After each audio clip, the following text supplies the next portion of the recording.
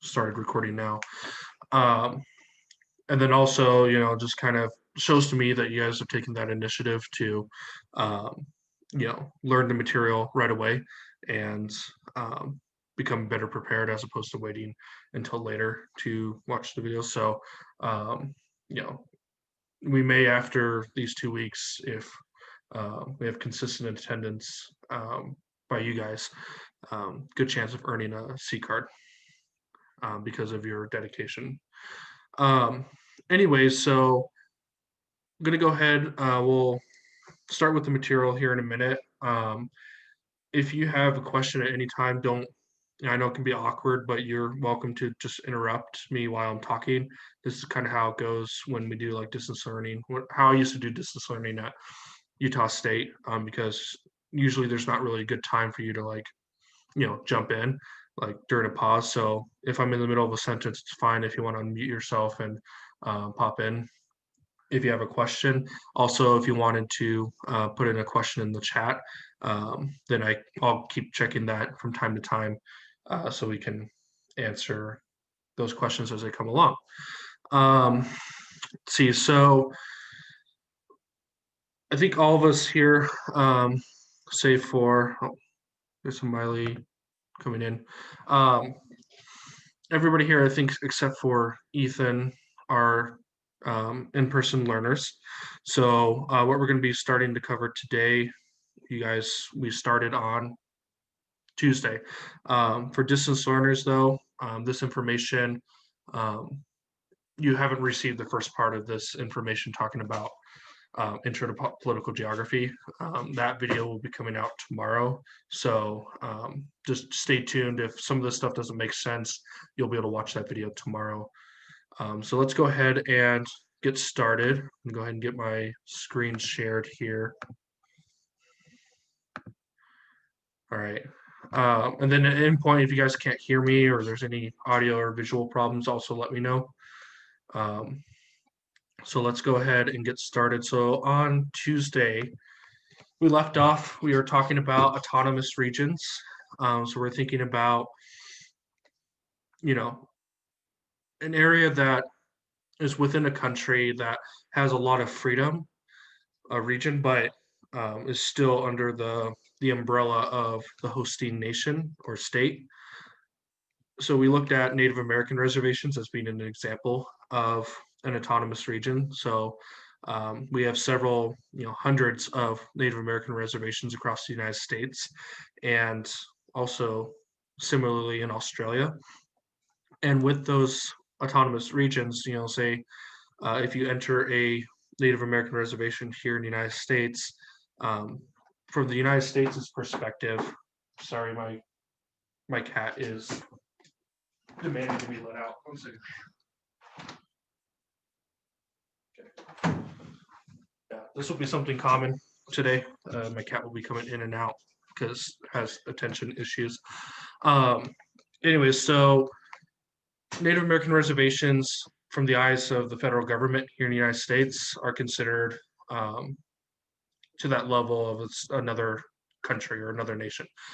But they still are on the territory of the United States, and you don't need a passport to visit a Native American reservation. But Native American reservations are allowed to develop their own criminal justice systems, their own forms of governance, their own laws. So some Native American reservations, one big thing that Native American reservations sometimes are known for are building and allowing casinos on their property, on their territory, in states that overall don't allow that allow gambling. Like for example, in Idaho, there are a couple Native American reservations that have casinos on that territory, even though the state of Idaho prohibits casinos, or they're not allowed in the country. So autonomous regions are those that are still within the realm umbrella of the host country, but they have a lot more freedoms and liberties. Another example, going away from like Native American reservations, are autonomous regions in the Russian Federation. So I have a map here looking at what are known as republics in the Russian Federation. These usually are These are examples of nations within the you know within the umbrella of the Russian Federation. So, for example, this big republic here, this is the Republic of Yakutsk, and within this territory here, even though it's still in the Russian Federation, it still maintains liberty and freedoms, ability to pass legislation and uh, create laws that are tailored towards the more ethnic similarities between the people who live here versus maybe people who live in the Russian Federation proper, like in the western part of the country. So just understand the distinction between an autonomous region and a nation. A nation is, um, you know, typically doesn't, or a nation, a stateless people through a nation typically don't have um, the ability to formulate their own state. But if you are a nation or group of people in an autonomous region in the country, you have rights and freedoms and abilities to call yourself, a place, a home. Okay, so with multinational states, these are states that have more than one nation. So these are um, opposite of nation states, but because a nation state is where you have pretty much across the board similar nation, similar ethnicity, cultural beliefs, religion, and all within the boundaries of a state. But a multinational state is a state that that has a lot of different ethnicities and a lot of diversity, and usually those nations fight with each other. So a good example is the former Yugoslavia. So we're talking about an area of the world, region of the world, southeastern Europe, that has been in constant conflict over the past several centuries. Um, this area, the Balkans, was known in World War One as, well, prior to World War One, a really intense part of the a really intense part of the world. A lot of conflict developing as a result of different ethnicities, religious, cultural beliefs, and then ultimately, what happened with World War One, we have um, different major world powers picking sides between these nations in the Balkans, and ultimately leading to conflict because these smaller states and nations fight each other, and then their bigger world power that's allied with them ended up fighting each other, and that's what ultimately led to World War One and a little bit of World War Two.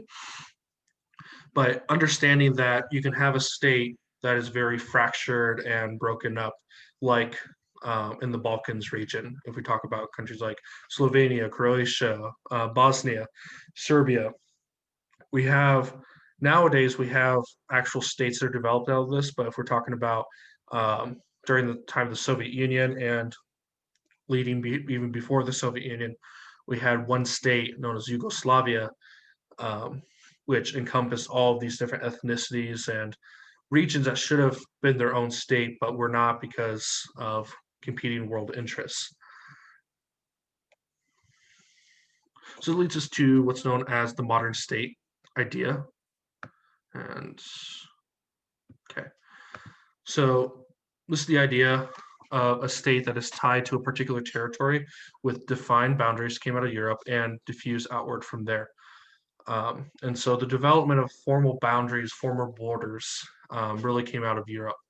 This notion that we can draw lines on a map and divide people up according to typically nationality or what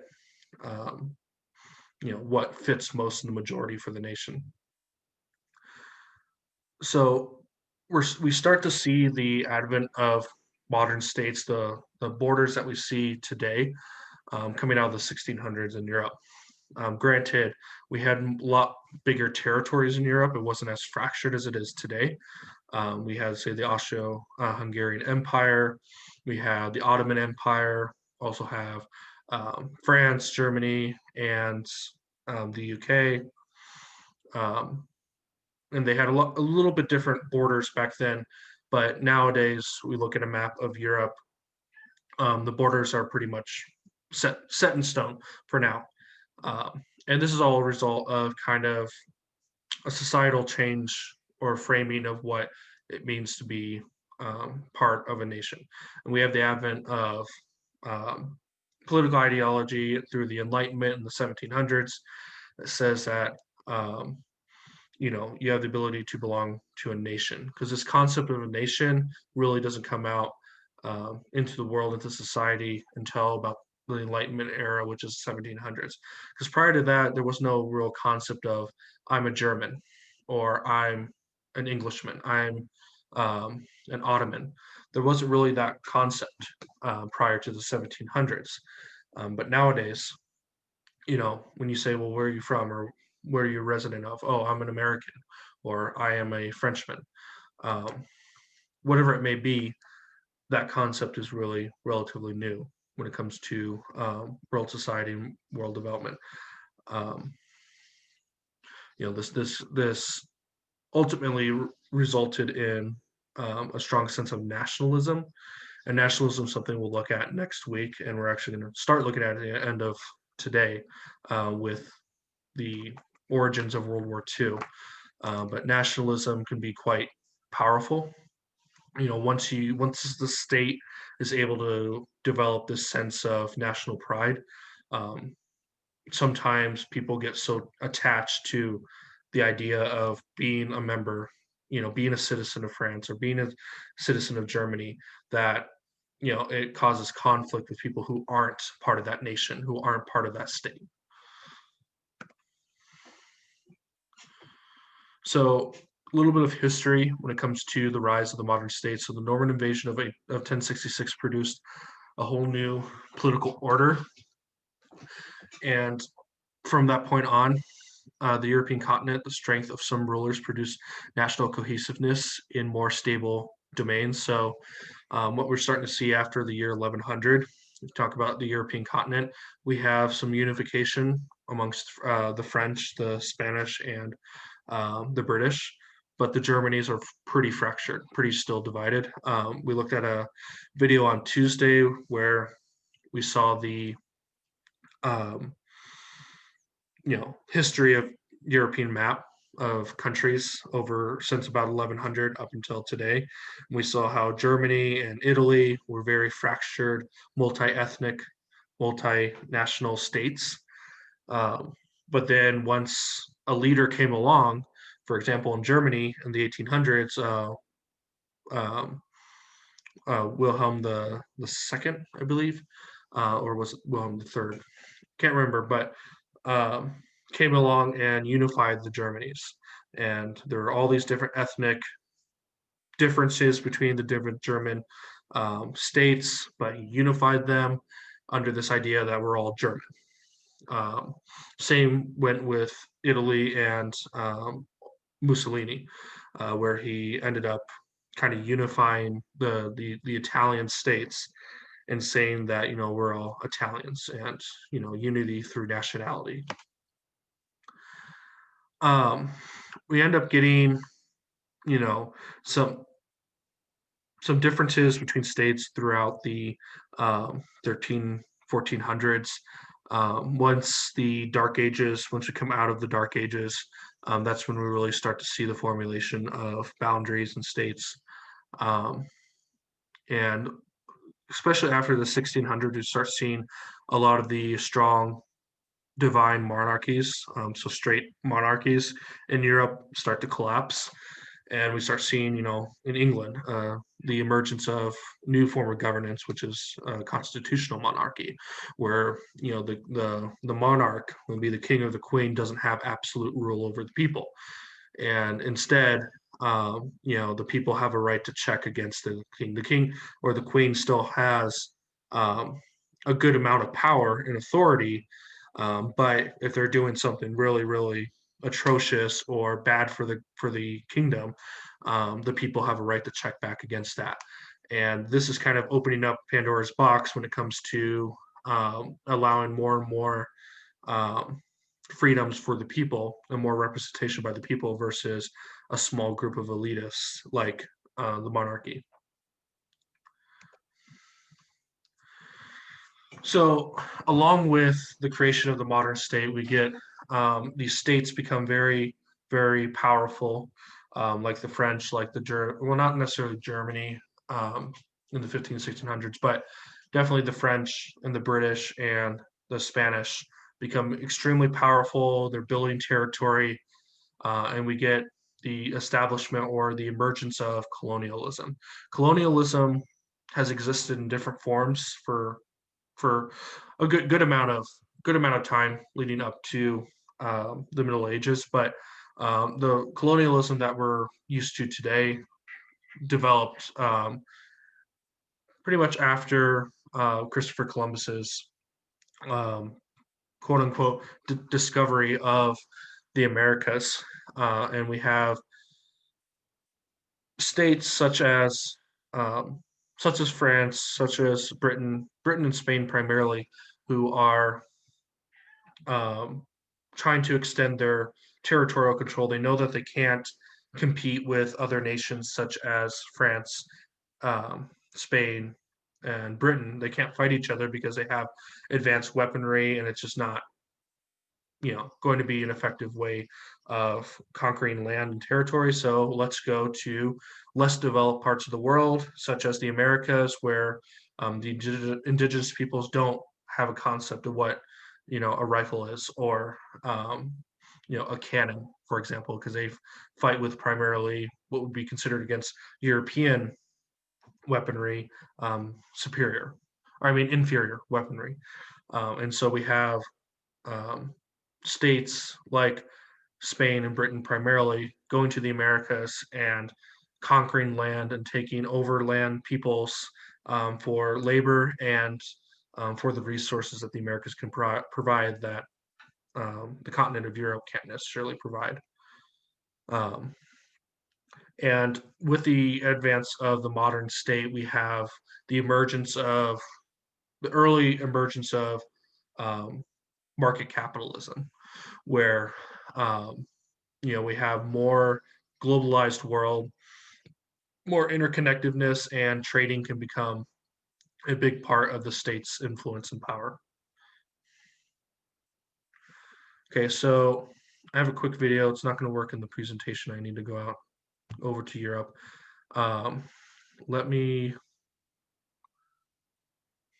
stop sharing just for a second and then reshare. So make sure we have audio so you guys can hear the video. So I wanted to introduce a little bit about what's going on with colonialism and colonialism's impact in the world.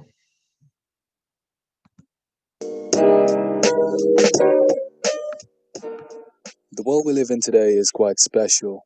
Special in the sense that we're all connected in one way or another. For example, you could easily buy a plane ticket and get to the other side of the world in less than a day, or use technology to send a video of your cat to your relatives in Minnesota. But the world wasn't always like this. Many important events and movements led to the development of the world we know and sometimes love. Today, we will look at one of them. Colonialism occurs when one nation subjugates another nation, often forcing their culture and language upon the local population. Colonialism is a policy that closely relates to imperialism, but they do differ slightly. Imperialism is about controlling a country or countries, often with military forces, while colonialism is more about expanding the host country's influence and setting up colonies. The motivation for colonialism could often be boiled down to three things: God, gold, and glory. God, in the sense that European colonizers believed that it was their duty to spread Christianity and its teaching. Gold, in the sense that colonizers wanted to find trading routes and untap natural resources. And glory, in the sense that there was a bit of a competition between European nations to see who could set up the most colonies. Though colonialism was practiced in ancient times by ancient empires such as the Greeks, Romans, and Egyptians, we'll be only focusing on colonialism during and after the Age of Discovery. In the 15th century, Portugal began looking for new trading routes and civilizations. This led to the conquest of North Africa, where Portugal managed to colonize some coastal territories and islands. This kick-started modern colonialism. Spain, now envious of Portugal's success, sent out missionaries of their own. One of those missionaries was Christopher Columbus, the first known European to land on the shores of America. As a result of that, Spain managed to set up colonies in the Bahamas and Caribbeans. Soon after, other European nations such as England, the Netherlands, France, and Germany sent out missionaries of their own in the hopes of finding new land, new trading routes, and set up colonies of their own. This whole sequence became known as the first wave of colonial expansion. The second wave of colonial expansion would come during the 19th century. It would center around the African continent in what was known as the Scramble for Africa. European nations such as England, France, Portugal, and Spain divided up the African continent, creating border and boundaries while claiming large swaths of land for themselves. But that wasn't all that happened. The practice of colonialism did not come without its fair share of ramifications, positive and negative. Host countries often invested into their colonies into areas such as infrastructure or trade. Oftentimes, they would share their medical practices and technology as well. Technologies such as guns, transportation, and agricultural instruments. And in some specific case, host countries even pushed for the adoption of human rights standards, democratic practices, and governmental institutions. These were the positive effects of colonialism, but with the positives also came the negatives. Colonies could not be set up without facing any kind of resistance. Obviously, the locals weren't happy with foreign people coming into their land and forcing them to change their ways. This would often lead to resistance and bloodshed. Colonizers would often disregard the culture and heritage of the local people. They would set up colonies mixing distinct and sometimes clashing groups of people together. Furthermore, they would often treat these people like second-class citizens and excluded them from participating in their own government.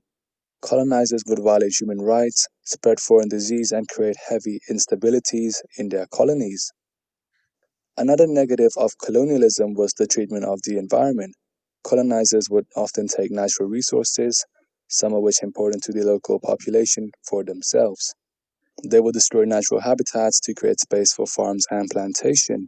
This created a culture that is still relevant in some post-colonial countries today, where natural resources would be brought and sold, and natural habitats would be destroyed for farms and plantations.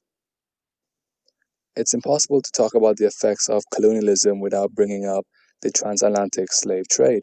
By the late 15th century, Portuguese ships were transporting North African slaves for use on sugar plantations in their colonies. Soon after, Spanish colonizers began transporting African slaves to the Caribbean, marking the start of the transatlantic slave trade. Other European nations, such as the Netherlands, England, and France, would also do the same. The African slaves used in the slave trade were often brought from warlords or tribes, or sometimes even taken forcefully. This led to rapid depopulation and created an atmosphere filled with unrest and violence, an atmosphere where people couldn't trust each other because of the fear of being sold out. Decolonization is a process in which colonies became independent from their host countries. There are many ways for colonies to become independent, the two main ones being through revolution or through the host country withdrawing. It's not uncommon to see nations fighting for their independence and being successful, such as the Americans in 1776 and the Haitians in 1781. But a majority of colonies gained their independence during the international period of decolonization, beginning in 1914 and ending in 1975. After World War II, many European superpowers lacked the wealth and resources to uphold their overseas colonies. They also faced challenges against the world's new superpower, the Soviet Union and the United States, both of which were against colonialism. Many colonies fighting for their independence would often appeal to the United States for support. The United States being a country which supports national self-determination and a country which was once a colony. The United States would often send support in the form of aid, technical assistance, or sometimes even military interventions. In 1946, the United Nations had 35 members, but as many nations gained independence from their colonizers, this number went up to 127 in 1970. These new members of the United Nations became vocal advocates for decolonization, pushing the United Nations towards accepting independence from colonial states and to work towards ending the colonialism era. Colonialism has greatly impacted the world in positive and negative ways. We can still easily see the mark and trails left behind from the colonialism era. What is your opinion on colonialism? If you enjoyed the video, please like. Okay. Oops. All right. So that's just a brief introduction to what colonialism is, and we'll cover colonialism a lot more in depth next week. But essentially, we have a few different components here. We have the advent of colonialism coming out of, pretty much after Christopher Columbus's expedition to the Americas in 1492, and colonialism really hitting its peak in the 1800s, with the British Empire being um, the world's largest um, colonizer. By the end of the 1800s, we have the British Empire in control of about a quarter of the world's peoples, which is a large swath of land, a large group of land. Now, in the video, they mentioned how there are some positives and negatives when it comes to colonialism. The negatives far outweigh the number of positives, in my opinion. But there is truth that these colonizers, when they did go to these, go into these other parts of the world, um, they did bring with them the new advanced technology that's coming out of Europe during this time, and bringing that to the people. And eventually, the people in that region, area start to, um, you know, take in that new technology, and sometimes that backfires on the colonizers because now they have access to weaponry that they can use to fight against their colonizers. Another big negative to colonization was the spreading of diseases, and how, especially in the Americas, where we have millions and millions of Native Americans in both continents being killed off as a result of diseases being spread by European colonizers. Um, and then we see what's more relevant um, to this unit, what we cover more in depth, because colonialism is something you'll cover definitely in European history, AP European history. But the decolonization, as you could see, starting about 1914, which, if we all know what happens in 1914, we have the starting of World War I. And then by 1975, most of the world has been decolonized. Big rush of decolonization after World War II. We have most European countries have spent all of their money. They're in massive amounts of debt after World War II, especially the British Empire. And so we have Britain saying, okay, well, we're getting out of India, for example. But next week we're going to look at the effects of decolonization and how um, the leaving of a colony by an empire can cause a lot of conflict. Um, Specifically, if we looked at what happened with India and Pakistan. Okay, let me move this around. Okay, so European colonization influenced the state model. The European model became the kind of the international model when it came to developing states. So having formal boundaries and having some type of structured. Cats playing with stuff that you shouldn't be. Yeah, so with the European model of statehood, we have usually some type of coherent federal government, government that uh, controls most of the swath of land, and then usually that. Hold on, guys, I'm sorry. No, my cat was messing with the door stopper. Cats. So, anyways, uh, we also have the advent of economic structure. So colonies and colonizers became interdependent in a capitalist world economies. So capitalism really does prevail coming into the 16, 17, and 1800s. Um, we start seeing um, some positive impacts coming out of capitalism on the world economy, um, world government, and just the world economy. But then we see some negatives to that, and then as a result of some of the negatives that go along with capitalism, we have the advent of competing ideologies, which um, the antithesis to capitalism is communism. And we have the advent of Marxist ideology coming into the middle of the 1800s, which we get into next week. Um, so I just want to show a quick map of where colonialism is happening around the world. This is about 1550 to 1950.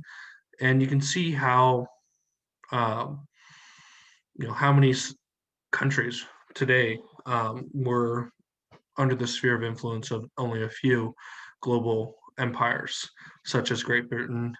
You can see in the lighter, kind of darker purple, you see where Britain had influence. So definitely United States. We break off from the United States starting in 1776, but Canada remains under the sphere of Britain's influence up until the 1900s.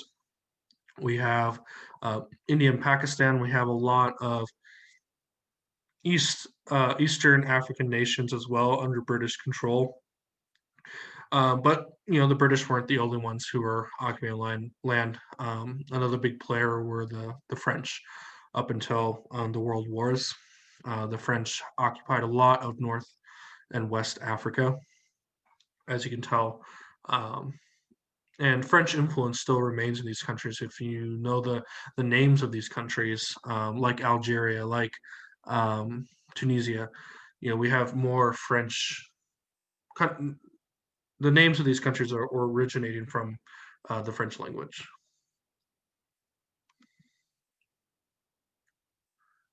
Okay, so World War II was probably the big, the final big conflict in the world that really sparked this independence movement and movement for democracy for most of the world. Um, we'll look at what happens in Eastern Europe and the Iron Curtain later on in this unit, but really we see um, people recognizing, they belong to a nation and they should have the right to establish their own state. Um, and we see this after, Nazi Germany encompasses a lot of Europe, and then we have the breakup of Nazi Germany after their defeat. And in the Balkans, we have the establishment of different states that represented different ethnicities. The Soviets allowed for that to happen. But then we see former colonies like in Africa that start developing states, breaking away from their colonizers, whether by force or the empire breaking it up or leaving them for economic reasons. But we have the formulation of more states. And as you saw in the video, the United Nations went from 35 members in its founding in 1945 to well over 120 by the 1970s. And today we have nearly 200 states that are part of the United Nations. So this gives you a sense of what Africa looked. Had Africa not been divided up by European powers, this is a good representation of potentially how the continent of Africa would look like in terms of state boundaries. So obviously we have an overlay of today's borders in the continent of Africa, but we also see um, these different colored states that could have been based off of their national identities and different tribes. So imagine if we had an entire continent that had thousands and thousands of states. There'd definitely be a lot more conflict and battle um, between these individual states. But one thing you got to remember too is that today Africa experiences a lot of civil unrest and civil wars, but even within um, these countries here. So we see a lot of civil wars that happen a majority of the time in these countries. There's usually not a unified government within these countries because of the warring nations within the countries.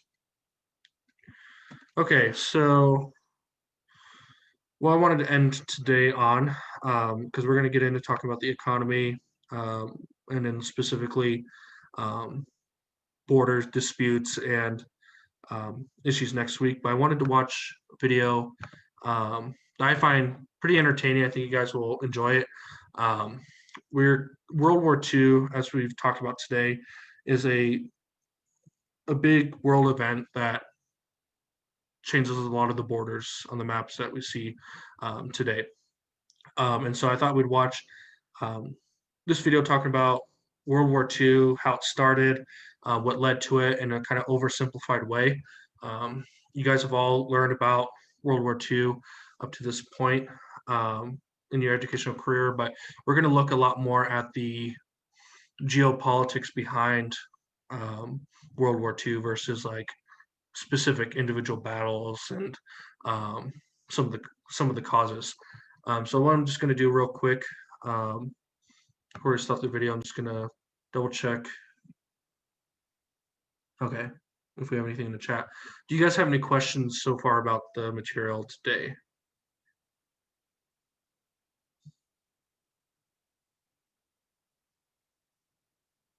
Okay. Like I said, this is a little bit more rushed than if we were in the classroom today, just because we're trying to get used to this new environment. Next week will be a little more in depth and more cohesive when it comes to the material we'll be learning. But let's go ahead and end off with this video, World War II oversimplified. Get the screen shared again. So I hope you guys do enjoy World War II oversimplified. We'll look at part 1 today, and then we'll look at part 2 next week when we get into looking at the United Nations. Service. He gets big into socialism. Benito. It's 1902. A young man by the name of Benito Mussolini moves from Italy to Switzerland to avoid military service.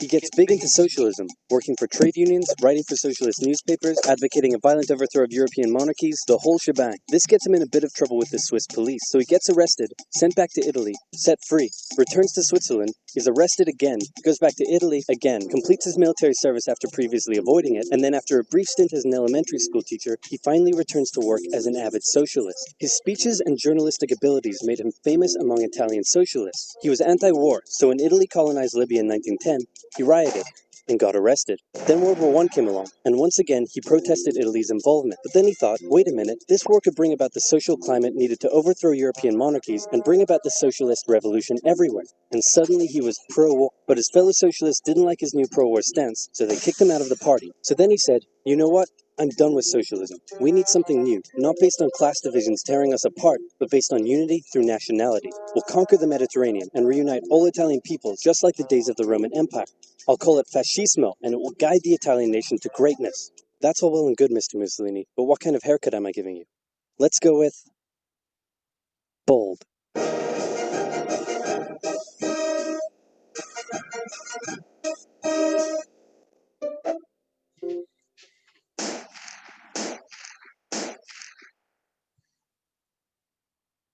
Italy had been on the winner's side in World War I, and they hoped they were going to get a lot out of it, but in the end, they only got a little, and they felt cheated. On top of that, a bad economy and weak governments meant that the Italian people were a little unhappy. So when Mussolini came along and said that he could fix everything, his fascist movement gained a lot of support. In 1922, he went to the king and said, make me prime minister, or I'll make me prime minister. And the king said, you and what army?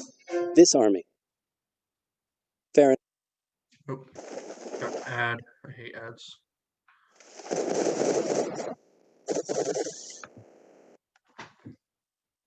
Fair enough. Then he went about establishing a dictatorship with himself at its center. Europe had its first fascist dictator. Next up, Germany.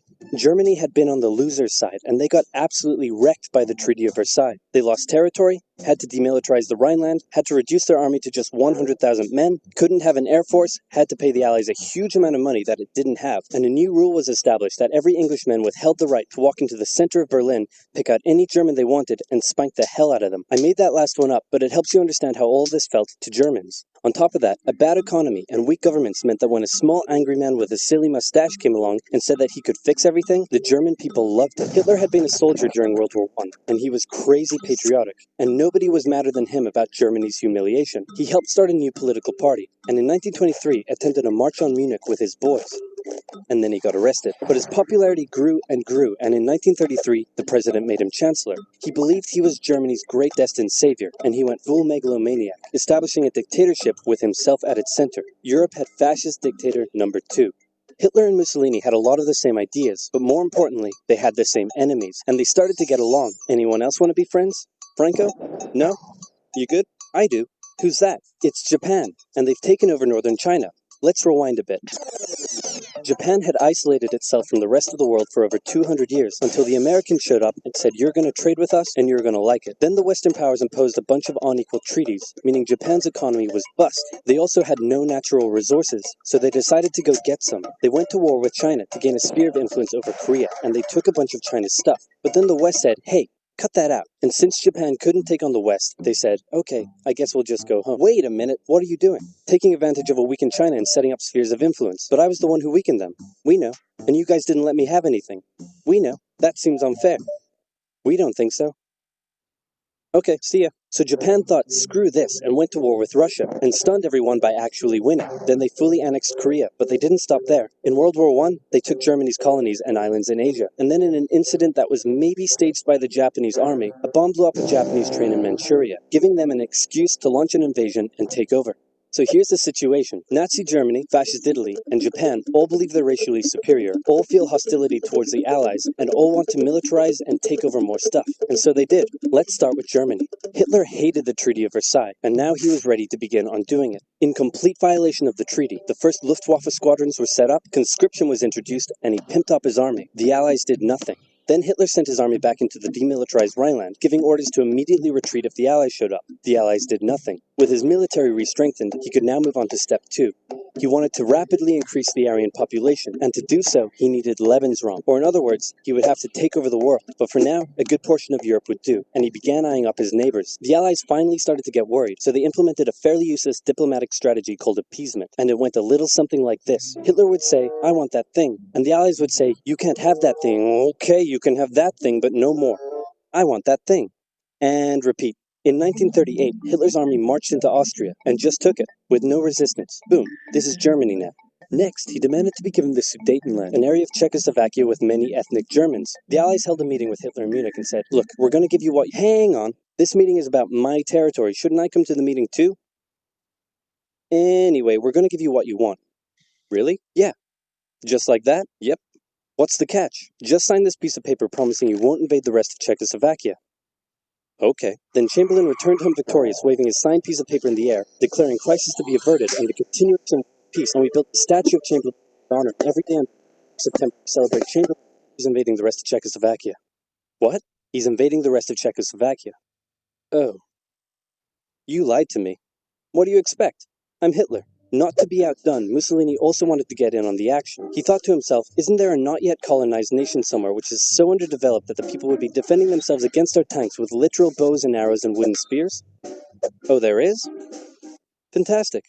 And so he took it. Italy also wanted to control the entrance to the Adriatic Sea, so they occupied Albania. Then, in another incident which was maybe staged by the Japanese, gunfire was exchanged by Japanese and Chinese troops at the Marco Polo Bridge, and the Japanese launched yet another invasion against China. They swept through Beijing and Shanghai, and then advanced through the Yangtze Valley to China's then capital, Nanking. It was here that saw the worst of Japan's shocking atrocities committed against the Chinese people. Back in Europe, Germany and Italy made their relationship status official by signing the Pact of Steel. Then, Hitler turned his eyes towards Poland and the hated Polish corridor, splitting Germany in two. At this point, the Allies really had to put their foot down, and they warned him that an invasion of Poland would mean war. Hitler had planned to continue his advance eastward, but he didn't want to end up fighting a war on two fronts. So for now, he made an alliance with Stalin, saying, "How about we both invade Poland and split it between the two of us, and I definitely won't not refrain from not betraying you sometime in the future." Sounds good. This new alliance stunned the West.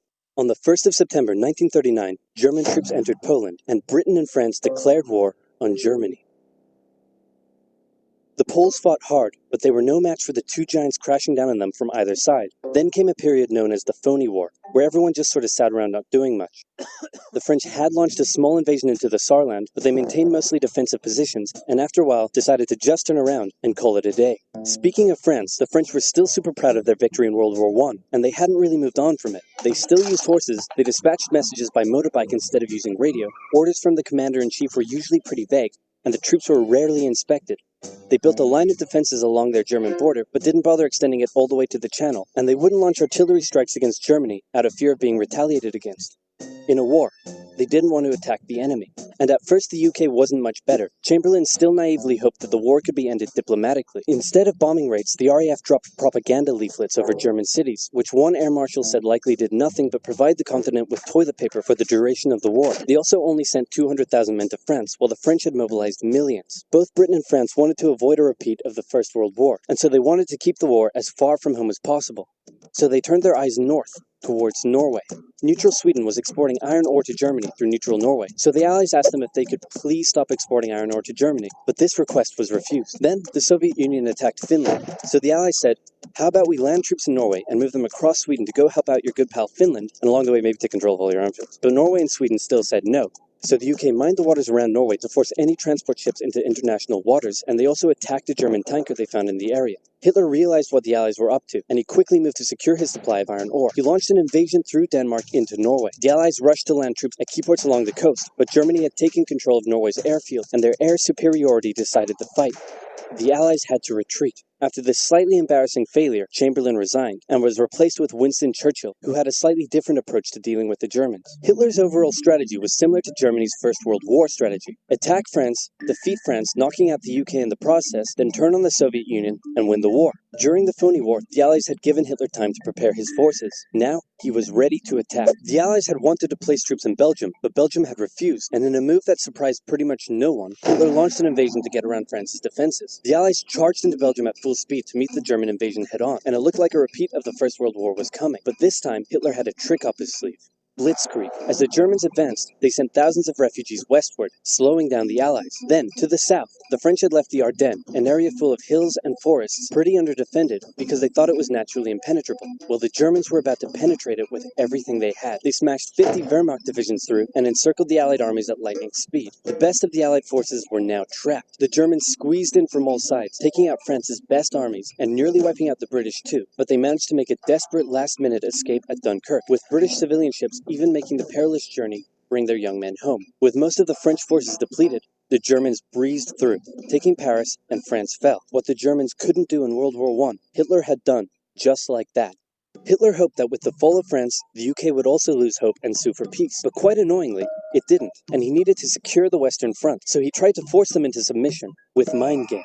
The UK were now all alone, and Hitler wanted to emphasize that. First of all, just before France fell, Italy finally declared war on the Allies, making the UK's situation even worse. Next, instead of just occupying all of France, Hitler occupied the coastal areas for defense, but allowed France to continue its existence as a German puppet state. This way, it looked like the UK's old ally had decided to switch sides. Hitler also hoped that the UK wouldn't attack any of her old allies' navy bases or colonies in Africa, giving Hitler an extra line of defense to the south. But the UK made sure to respond to this by sailing down to France's navy base in Algeria and wrecking a bunch of ships. So have at it. Hitler then began laying down plans for an invasion of Great Britain. Before German troops could land on British soil, he would first need air and naval superiority across the Channel. Waves of German bombers came, while the completely outnumbered RAF worked bravely around the clock in an attempt to quell the German attacks. At first, the Luftwaffe targeted British ports and coastal facilities. Then it attacked RAF bases, crippling the RAF's ability to defend the nation. And it looked like Hitler's Great British invasion was coming. But then, Churchill ordered a small, pretty insignificant bombing raid over Berlin. It didn't do much damage, but Hitler was furious, and he immediately ordered ordered the Luftwaffe to refocus its attacks on civilian targets in London. Children were sent off to the countryside away from their parents to avoid danger, and frequent trips to air raid shelters became a daily occurrence. But British morale held firm. Smiling, knitting, lounging casually, these people have balls of steel. This refocusing on London also gave the RAF breathing space to reorganize, so Hitler kind of shot himself in the foot there. Just the foot for now. Finally, the Luftwaffe sent one massive all-out attack on London, and the RAF successfully repelled it, destroying many of the German aircraft and placing air superiority firmly in British hands. Hitler's invasion had to be postponed, but the bombing of British cities continued for some time. All right. So, anyway, so I hope you guys enjoyed that just brief introduction, oversimplified version of World War II. What I hope you really got a sense of is how this concept of territoriality and the idea that you're as a nation you're kept within the boundaries of your borders of your state um, isn't always the case. And with Hitler and the rise of fascism in Germany, we have um, the copying of ideology from Mussolini in Italy, where we have this concept of unity through nationality. And what Hitler ultimately was trying to do is he was saying, okay, well, we are German people. We love the German country. We love the German state. And we have Germans who are, as a result of World War I, are divided up in other countries like parts of Austria, Czechoslovakia, Poland, and so forth. And Hitler's original intention was, or not his intention, but his original argument was that we need to expand our borders to bring those people back into our state, because those people are part of our nation. But ultimately, Hitler had bigger plans in terms of spreading out his nation, out his country. Um, and then we have the ensuing conflicts as a result. But one thing you did notice too is how during World War II, Britain and Germany and France all had territories in Africa, and those do come into play with World War II. We'll see next week when we look at part 2 and how North Africa, the colonies of Britain and France, fought for their empires against the Germans.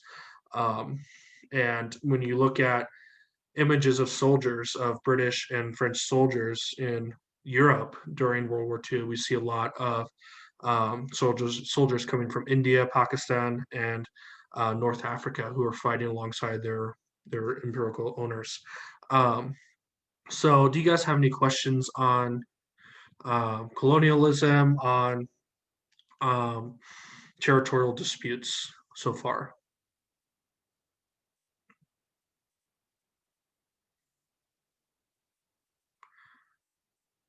All right, so if there's no questions, I guess this will wrap up class for now. So we do have a weekly assignment on Canvas. It's for 4.1 and 4.2. I think we still have the only distance learner here, original distance learner is Ethan. That assignment obviously won't be due till the following week, since distance learners were already a week behind.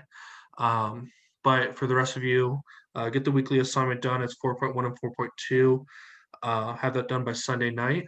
And then the notes that you were able to take for this lecture and on Tuesday, go ahead and take a picture of the ones from Tuesday, and then you can take a screenshot if you're doing digital notes today, and then put it into your field journal for Unit 4. If you guys have any questions or concerns between now and Monday, let me know. Send me an email. But with that, I hope you guys have a good start to your weekend and stay safe. Yeah, Harley.